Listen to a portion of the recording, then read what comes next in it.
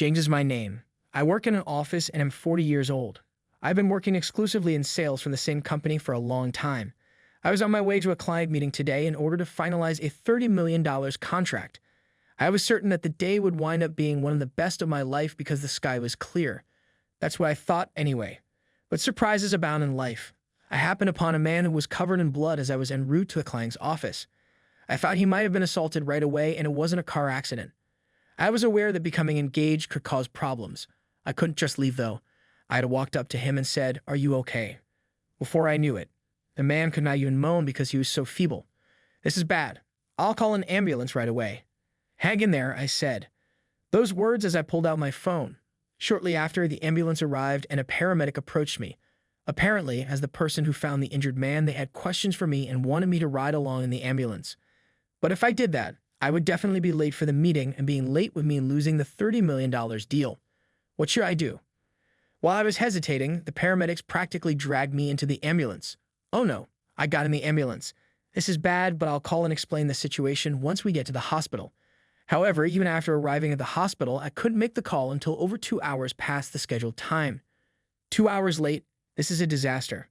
But the person on the other end responded coldly and matter-of-factly, leaving no room for discussion. This is bad. Maybe I should call back later, once they've calmed down. In the end, despite the clear blue sky, my heart was clouded as I returned to the office. Upon arrival, I was immediately told to report to the CEO's office, and I braced myself as I knocked on the door. Even if I get scolded, it'll be temporary. I'll apologize and get through this. A response came from the other side of the door, and as I stepped inside, I immediately realized how naive I had been. This was because Mr. Andrews' face was sterner than I had ever seen it. This isn't something I can smooth over with an apology. I stepped forward and immediately began to apologize. "I'm sorry about the meeting." Before I could finish, he shouted, "What on earth were you thinking? Being late for such an important meeting is utterly unacceptable. Are you trying to bankrupt this company?" "No, of course not. I got a call from the representative, and they were furious." "I'm sorry. What were you doing? Oversleeping?" "No, I arrived in the area 30 minutes early as usual, but I came across an injured man and had to call an ambulance." "How does calling an ambulance make you this late?" "Well, they asked me to ride with them so they could get my statement." "And you just went along with it?" "Yes, I was the only one around who could help." "You shouldn't have left it to someone else. What if this cost the company everything?" "I didn't think it would lead to that, but I knew being late was bad. I planned to call as soon as I got to the hospital, but I couldn't." "Why couldn't you? You knew how important this meeting was. Why didn't you refuse to go with them? You know better than this. How long have you been in sales?" "I'm really sorry." "Sorry doesn't fix everything. I plan to call them once the representative has calmed down. I'm sure they'll understand if I explain the situation. Then I'm confident we can get back to the negotiation table." "What are you talking about? Do you honestly think it's that simple? The client representative said they never want to see your face again. They also said they no longer wish to do business with our company." "What? Is that serious? What you did caused this situation. I'll head over to the client right away and explain everything in person." "They won't listen to you. Can't you see how furious they are?" "But do you think you're some kind of hero because you helped someone?" "No, that's not what I was trying to do." "Who was this person you helped? Was it a beautiful woman?" "No, it was a middle-aged man." "Was he wealthy?" "I have no idea." "Then why bother helping him if he wasn't even rich?" "What? There are plenty of poor people in the world. Helping one of them won't make any difference. Someone else would have helped them anyway." "No, there was no one else around. It was just me." "So what? What does that matter? Our company is on the verge of collapsing, and you're over here playing the hero." "I see. What? What's with that half-hearted response? Tell me, how will you take responsibility if this company goes under because of you?" "If the company collapses, I can't take responsibility. But I still believe helping someone in need is the right thing to do. If there had been anyone else there, I would have left it to them. But there wasn't. I couldn't just walk away." "That's the problem. Doing the right thing doesn't always mean doing what's beneficial. All you've achieved is self-satisfaction." "No, this wasn't about self-satisfaction. Wouldn't you help someone in need in that situation, Mr. Andrews? Anyone would want to help if they saw someone bleeding out like that." "And so what? What if that's true?" "Well, I mean, wouldn't you? Do you think I would have done the same, helping someone when my company might collapse, knowing that if the company goes under, the employees and their lives would fall apart, and yet you still think I'd help someone like that? You've always been too soft, never growing out of it. Just like the time you were late for an important meeting because you helped a pregnant woman in labor, which achieved nothing because the only thing that truly matters is the company, not someone else's life. That's too cruel. Isn't there anything more important than human lives? Think about what happened here. By saving that one person's life, you've put this entire company and its employees at risk. $30 million is gone because of you. Are you saying it's not about the employees, but your company you care about? That's exactly what I'm saying. My company comes first. Protecting it is the only way to protect the employees, and since you don't get that, you're fired. What? You're firing me just like that? Write your resignation and disappear. You can't just fire me out of the blue like this. It's unfair dismissal. Unfair. What about you nearly bankrupting the company? You think I want to see your face here every day after this? Well, I didn't mean it that way. Then get out of here. After being told all that, it was clear that saying anything more would be pointless. I returned to my desk and began packing up my belongings. Meanwhile, something alarming was happening at the reception area. A group of men who unmistakably looked like gangs had shown up and were causing a commotion. This company had never had any dealings with gangs, nor had I ever heard of any connection to them. Understandably, the receptionist's face was frozen in fear. Bring out that punk from this morning. The demand came from Travis, the underboss of the Sanders gang, who was flanked by a group of men in black suits. Later, I heard that Travis claimed he neither intended to intimidate nor shout at the receptionist. Still, he couldn't understand why she had been so frightened. However, terrified by the sight of the gang, the receptionist contacted Mr. Andrews. At first, Mr. Andrews hung up the phone after saying, "Send them away." However, after another call came from reception a short while later, he decided to check out the situation himself and headed to the front desk. Just as I was walking near the reception area carrying a box of my personal belongings, I happened to overhear the commotion. "What do you mean by this morning?" "I know he's one of your employees to bring out the guy from this morning." "I'm not sure what you mean." Even Mr. Andrews seemed baffled, clearly unsure who they were talking about. But I thought it had nothing to do with me. With that in mind, I attempted to pass by unnoticed. However, Travis spotted me and shouted, "That's him. That's him." I took another step forward, thinking there was no way he meant me. But when I glanced back, his finger was unmistakably pointing in my direction. Seeing this, Mr. Andrews grabbed my arm. "Is it this man?" "Yeah, that's him." "In that case, by all means, take him. He was just fired from our company moments ago, so he has nothing to do with us anymore. You're free to do whatever you like with him." To my astonishment, Mr. Andrews handed me over to the gang without hesitation. I was utterly shocked. I never expected him to say such a thing, and more than that, I couldn't believe he would make such a remark to actual gang members. Thinking it was some kind of joke, however, the gang, seemingly unfazed, grabbed my arm and ordered in a commanding tone, "Get in the car." Are you kidding me? Is today cursed? That's what I thought, but they were gangs. Saying the wrong thing could get me punched or worse. Besides having just been fired, I was in a state of reckless abandon, ready to face whatever came my way.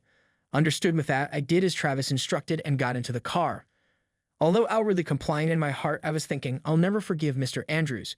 I'll hold a grudge against him forever. As I was driven away, I had no idea where we were heading. What exactly do you need from me?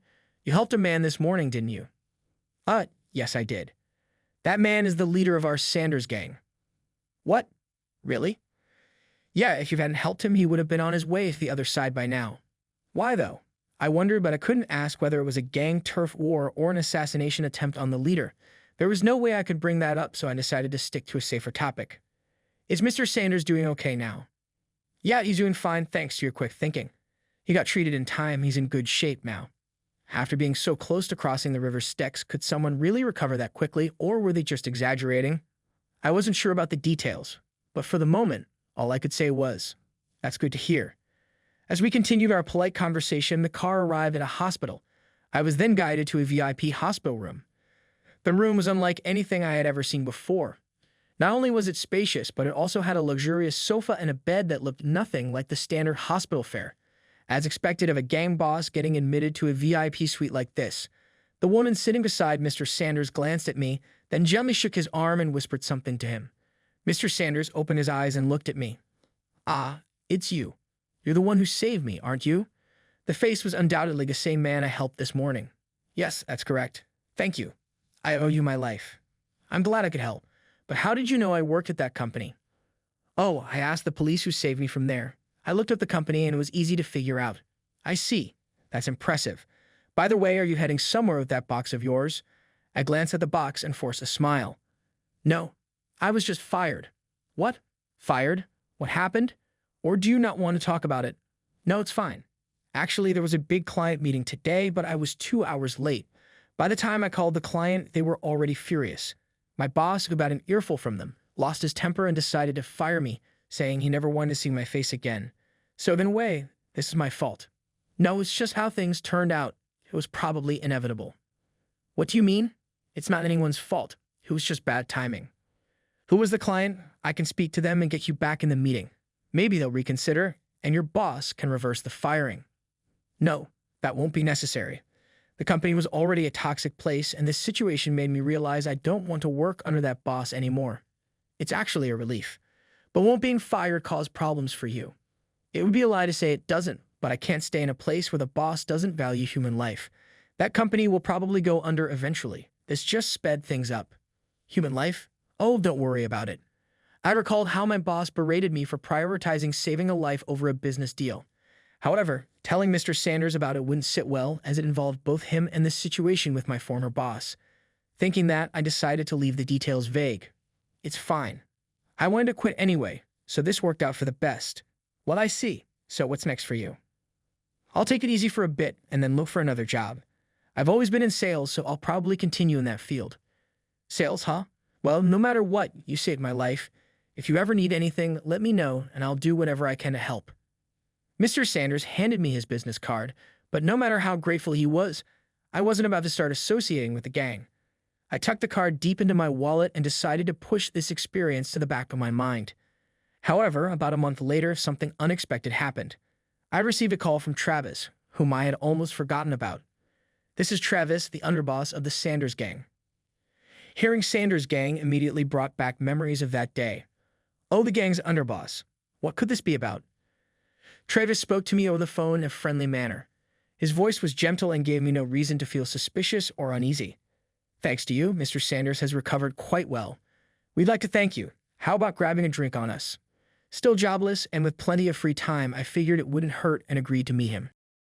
The meeting spot turned out to be a casual bar. Given my image of underbosses frequenting fancy establishments, I was surprised but also relieved by the choice. The lively atmosphere in a small private room felt welcoming, and after ordering some familiar dishes from the menu, we exchanged greetings once more. Sorry for inviting you to a place like this when it's supposed to be a gesture of thanks. Travis laughed as he spoke, his face looking incredibly calm. Not at all. I actually feel more comfortable in a place like this. Honestly, I feel the same. I might seem like I prefer nice restaurants, but I relax more in places like this. Same here. Fancy places are way too intimidating for me. We shared a laugh, and once the mood was easygoing, Travis broached the topic. So, have you found a new job yet? Ah, not at all. I'm still looking. So still nothing. Yes. So what kind of work are you looking for? Rather than something new, I'll likely stay in the same industry since I've been in sales for so long. But it seems Mr. Andrews has been spreading rumors about me, and other companies aren't exactly welcoming me during interviews. That's terrible. It really is. I suppose I could try a different industry, but somehow I feel stuck. It's foolish, isn't it? No, it just shows how much pride you've taken in your work, doesn't it? Well, I suppose so. I see. In that case, why not start your own business? What? Forgive me, but I did some research on you. From what I found, you're a dedicated worker who always considers others. It seems like many of your former colleagues respected you. Did they really? Exactly. That's why I'm suggesting you start your own company. I appreciate the idea, but the problem is funding. Starting a business is one thing, but I need enough capital and people to make it work, and I simply don't have that kind of money. Funding. But with your expertise, you could make it happen, couldn't you? Of course. I have the experience and connections, and I'd love to do it. Then if funding wasn't an issue, would you go for it? Yes, if I had the capital, I'd definitely give it a shot. I see. The Sanders gang will fund it for you. What? How about starting with $500,000? If you need more, just say the word. That's unbelievable. Consider it an investment. Mr. Sanders insisted on it, saying he saved my life, so now it's our turn to help him. For something like this, no expense is too great. But this is a risky endeavor. There's no guarantee of success. Listen, you're going to succeed, and you know as well as anyone that if you approach this with doubt, you're bound to fail. Go into it with confidence, and you'll make it work. He was right. I had learned through countless deals that fear of failure often leads to failure itself. Whenever I pursued a deal, I focused solely on success and never let doubt cloud my efforts. That's why I'm investing in you. I know you'll succeed." Travis pulled out a checkbook and wrote $500,000 on a check. "Now you have no choice but to start your own company. Best of luck." "Thank you so much." I shook Travis' hand firmly, ordered another beer, and raised a toast to the future. The next day, I began preparations to start my own business. The first priority was hiring staff, but bringing in people unfamiliar with the work wouldn't help.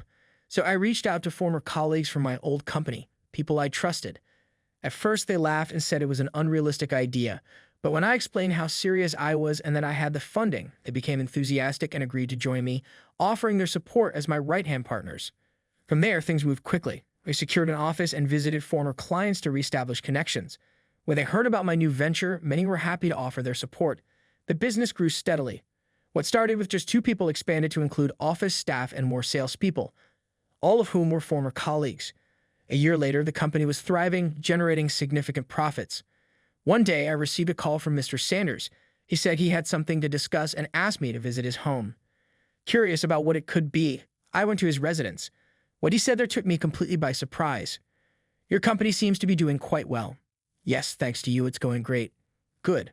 Then how about going after that $30 million deal you missed?" "What? The $30 million deal?" It was with Miller Trading, wasn't it?" "Yes, that's correct. You're well informed." "I don't miss a thing. At Miller Trading, the department head happens to be a friend of mine, and when I told him what happened, he was shocked. He couldn't believe you were fired for saving my life and said that if you're the kind of man who can prioritize saving a life over a major deal, you're someone he can trust. So he wants to give you another chance to start from scratch. Though, of course, just because I put in a good word doesn't mean it'll be easy. This is where your skills come into play. So how about it? No pressure, but do you want to give it a shot?" "I'm thrilled. If I can secure a deal like that, my company will soar to the top of the industry." "Great, then go for it. I trust your abilities." "Thank you so much." And so I took on the challenge with Miller Trading, and the deal was a resounding success. Thanks to that, my company grew rapidly, with profits steadily rising. This growth is amazing, but we're short on staff. If this continues, my employees will be overwhelmed. I thought I decided to reach out to former colleagues from my old company again. As news of my company's success spread, more and more of them expressed interest in joining, and many made the move. This led to a staff shortage at my previous company. When Mr. Andrews learned of this, he was curious. "What's going on? Why are my employees jumping ship to a startup? They owe their livelihoods to me." He called me in a rage. "Hey, James, what's the meaning of stealing my employees?" "I didn't steal anyone. We're short-staffed, so I simply reached out. It was their choice to join us. People don't just leave because you asked." "Are you offering them higher salaries?" "Partly, yes. Your pay was too low, and I offer fair compensation." "So they're all leaving because of that." "That's part of it, but not the whole story." "What else then?" "They probably couldn't tolerate working under a boss like you, cold and unfeeling." "What if you want them back?" "Go ahead and ask. It's up to them where they want to work. Don't get cocky. One day they'll all abandon you and come running back to me. Don't cry when that happens." Despite his threats, no one returned to his company even when he offered higher salaries. The employees refused. In the end, Mr. Andrews gave up and tried to make do by hiring inexperienced newcomers. "New hires cost less, so this is actually better for the company," he claimed. But with no experienced staff to guide them, the company's operations faltered. Reports of Mr. Andrews yelling at his inexperienced staff became commonplace. "Why can't you even do that? I know you're new, but this is ridiculous." However, without experienced mentors to guide them, it was inevitable that the new hires would struggle. Eventually, the company's reputation worsened, with rumors spreading in the industry that doing business with them was expensive and ineffective. As a result, the company's credibility plummeted. Finally, the outcome Mr. Andrews feared the most, bankruptcy, came to pass. What's worse, he folded without paying his employees, leaving the company in ruins with no chance of recovery. Meanwhile, I brought in his former employees as new hires in my company, instructing senior staff to train them and focusing on developing skilled workers through proper mentorship while considering hiring even more employees. One day, a man knocked on the company gate. "Well, if it isn't Mr. Andrews." "Oh, that's right, your company went bankrupt, didn't it? Which means you're no longer a CEO, are you?" "It was the same Mr. Andrews who once valued his company above all else." "What brings you to my company?" "I heard your company is hiring." "Yes, that's right. Here we ensure proper training for new hires and aim to develop them into exceptional employees. Would you consider hiring me?" You fired me, and now you're asking me for a job? That's quite a request. Our ways of thinking couldn't be more different. Please don't say that. I've lost everything and have nowhere else to go. I'm desperate. If you join my company, the first thing you'll have to do is pay the wages of the employees you left unpaid. Are you prepared for that? Why should I have to do that? That's all in the past. No, your atonement isn't over yet. If you're serious about working here, that's where you start. That's impossible. Mr. Andrews sank to his knees and burst into tears. After that, he disappeared from the industry entirely, and no one knew where he went. Hearing about this, Mr. Sanders, with a drink in hand, asked me, "Hey, James, why didn't you hire that Andrews guy?" "Andrews? You mean the former CEO?" "Yeah. If you had hired him and put him under you, you could have made him suffer as much as you wanted after everything he did to you. Wouldn't that have been fair? If I did that, I'd be no different from him. I don't care what happens to him, but I won't stoop to his level or take pleasure in his suffering." That sounds like some idealistic nonsense. Maybe it is, but it's my ideals that have brought me this far, and it's because of them that you believed in me, isn't it? "Hey, this guy can talk," Mr. Sanders said with a laugh. "I'm sorry, but bringing someone down will only make you fail. Helping others is more important to me than ruining them. I don't have to do anything anyway. He's already on his way to hell." "Yeah, I guess you're right about that." Mr. Sanders laughed heartily at that, obviously impressed and amused.